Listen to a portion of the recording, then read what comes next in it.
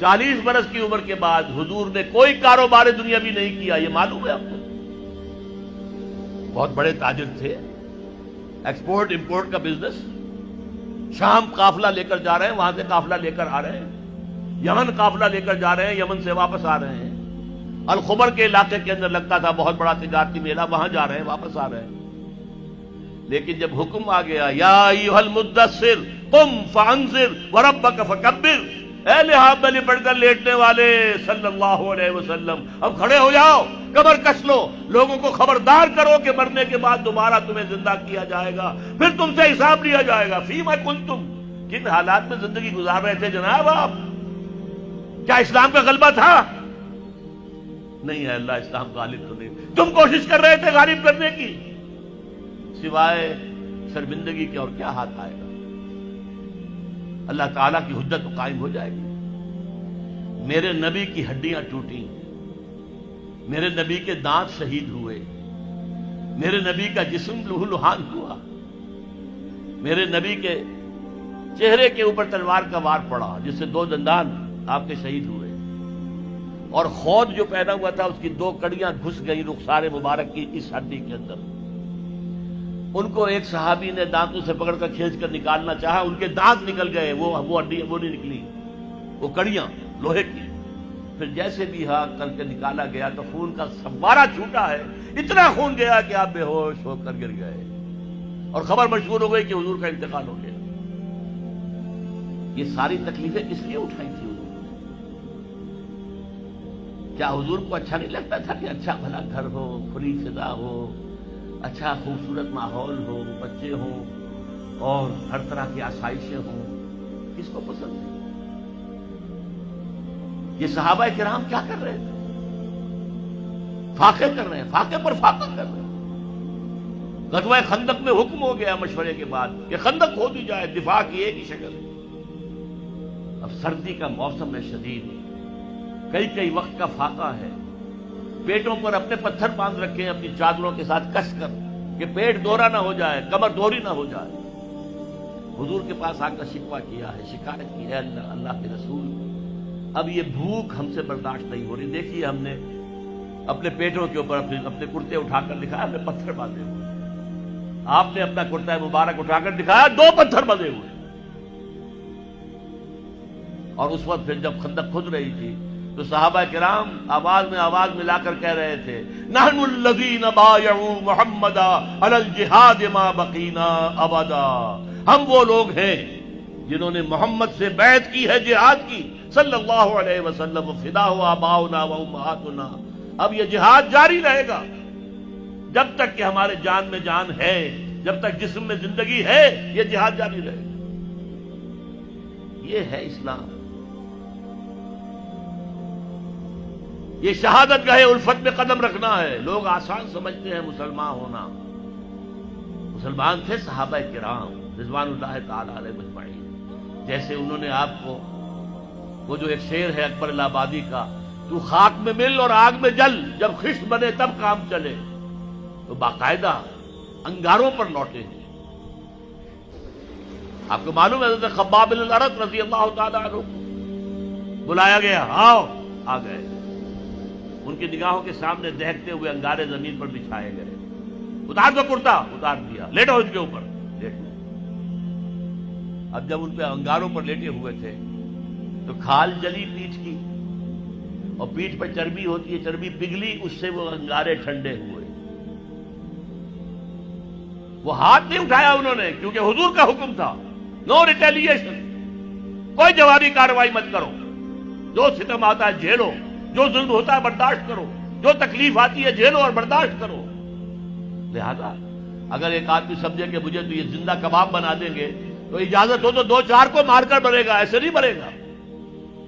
بلی بھی آپ پر جھپٹ پڑے گی، کیا اس کی جان ہے، 1 کلو کی ہوگی، 1.5 کی ہوگی، لیکن اگر آپ کارنر کر دیں اسے نظر آئے کہ اب میرے پاس کوئی راستہ نہیں ہے، کوئی اسکیپ نہیں ہے، وہ آپ پر حملہ آور ہوگی اور آنکھ پر آئے گی، سیدھے آنکھ نکالنے کی کوشش کرے گی پنجے سے۔ لیکن حضور کا حکم کیا تھا؟ کفو ایدیکم، اپنے ہاتھ بندھے رکھو، no retaliation whatsoever, even in self defence. یہ ساری جد و جہد، یہ ساری محنت محمد الرسول اللہ والذین معہ اشداء علی الکفار رحماء بینہم تراہم رکعا سجدا یبتغون فضلا من اللہ ورضوانا. اب ان کو پھر اللہ تعالیٰ نے جو اجر و ثواب دیا ہے اس کا ہمیں اندازہ ہو ہی نہیں سکتا. اب میں ایک بات اور آپ کو بتا دوں، اگر عبادت کا یہ تقاضا ہے کہ ہماری عبادت پوری ہونی چاہیے، اجتماعی زندگی ہماری اگر اسلام کے تحت نہیں آئی تو ہماری عبادت جو ہے وہ جزوی ہے، اور جزوی عبادت اللہ کو قبول نہیں. افتؤمنون ببعض الکتاب وتکفرون ببعض فما جزاء من یفعل ذلک منکم الا خزی فی الحیاۃ الدنیا ویوم القیامۃ یردون الی اشد العذاب وما اللہ بغافل عما تعملون. اچھا بات سمجھ میں آ گئی. جد و جہد کرنا فرض ہے، اس کے لیے جماعت فرض ہے، اس کے لیے تلاش کرو جماعت، نہ ملے تو خود کھڑے ہو جاؤ اور جماعت بناؤ.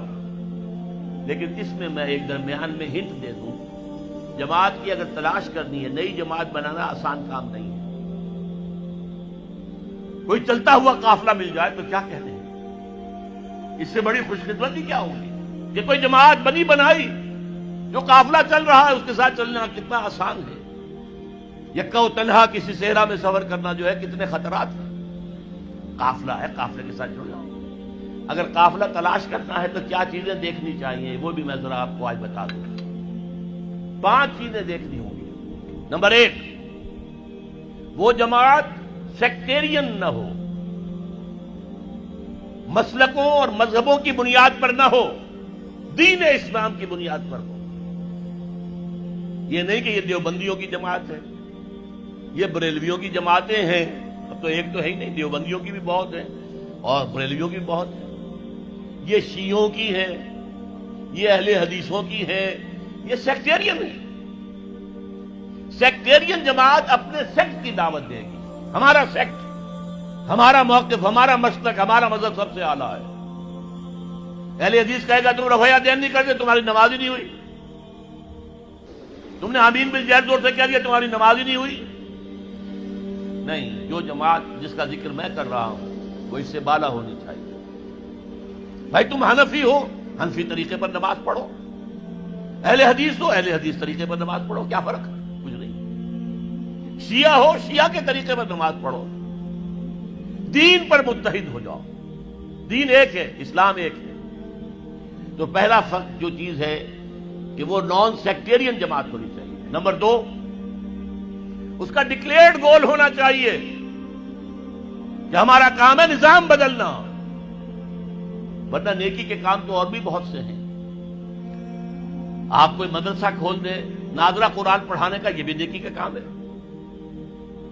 آپ کہیں دعوت و تبلیغ شروع کر دیں، کوئی ٹریننگ حاصل کیجئے، عیسائیوں میں تبلیغ کیجئے، ہندوؤں میں تبلیغ کیجئے. آپ کے صوبے میں تو ہندو موجود ہیں، جہاں میں رہتا ہوں پنجاب میں، وہاں کوئی ہندو نہیں ہے.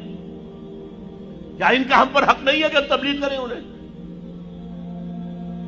لیکن یہ بھی ایک کام ہے. لیکن جو جماعت میں کہہ رہا ہوں وہ جماعت ہونی چاہیے دین کو قائم کرنے کے لیے جماعت، نظام کو بدلنے والی جماعت، انقلابی جماعت. اور نمبر 3، اس کا ڈسپلن ہونا چاہیے، فوجی ڈسپلن، لسن اینڈ اوبے.